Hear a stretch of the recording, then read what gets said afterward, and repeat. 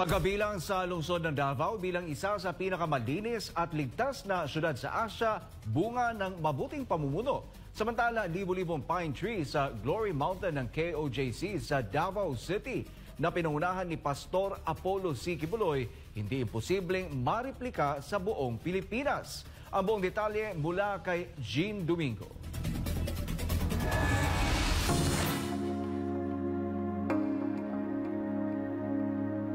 Davao City, Philippines, isang highly urbanized city sa rehiyon na bahagi ng isla ng Mindanao.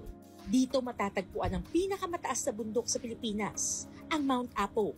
Ito rin ang tinaguriang durian capital ng bansa at dito rin nagmula ang kauna-unahang Pangulo ng Pilipinas mula sa Mindanao, si dating Pangulong Rodrigo Roa Duterte, na bago naging Pangulo ay naglingkod sa Davao City bilang alkalde ng mahabang panahon.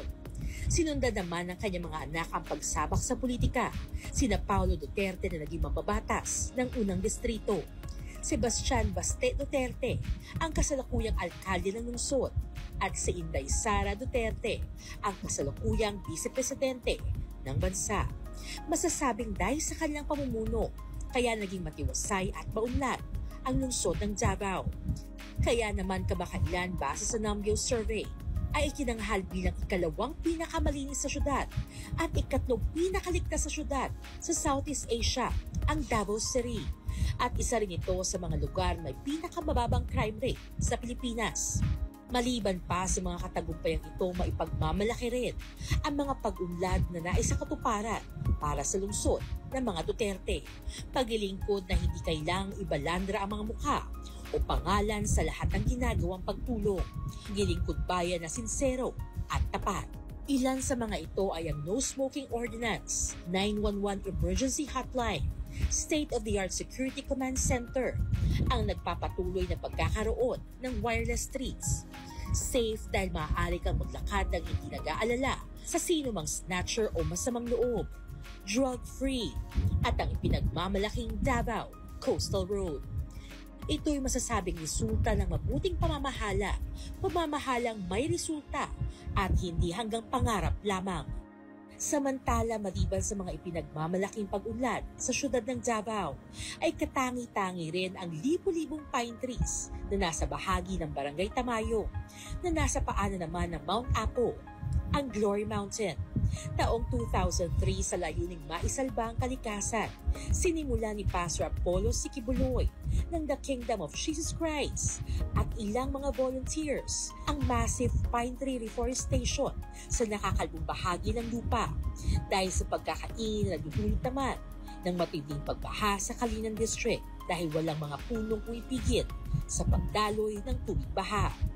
Dahil sa inisyatibong ito ni Pastor Apollo, makalipas ang 20 taon, ang dating kalbong lupa at kagubatan ay hindi na makilala dahil sa libo-libong pine trees na nakapalibot dito, kabilang na rin ang mga nagagandahang bulaklak at halaman.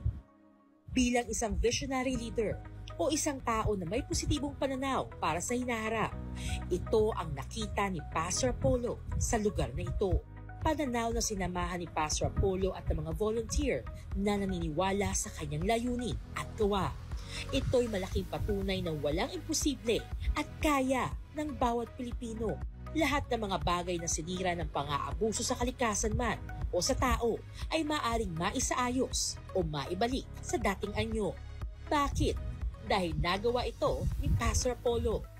Ngayon ang Glory Mountain ay maihahambing na o hihigit pa sa ganda ng ibang lugar. Di lamang sa Pilipinas kundi sa ibang bansa. At tunay na maipagmamalaki dahil ito lamang ang lugar na may pinakamaraming pine trees sa Davao City.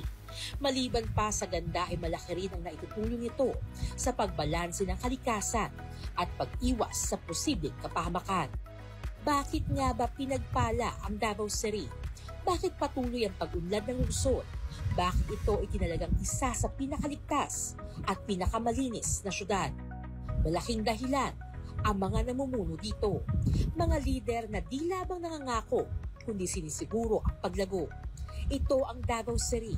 Malinis, ligtas, maunlad. Kung nagawa ng mga Duterte sa Davao City, magagawa rin sa ibang lungsod. Lahat ay posible basta't may mga lider na tulad ni Pastor Apollo na mangunguna at sisiguraduhin may resulta. Kung nagawa ni Pastor Apollo buhayin at gawing paraiso ang dating kalbo at wala ng buhay na kakahuyan, maaari niya rin itong gawin sa ibang bayan, syudad, lalawigan at maging sa buong bansa. Para sa Diyos at sa Pilipinas kong mahal, Jean Domingo, SMNA News.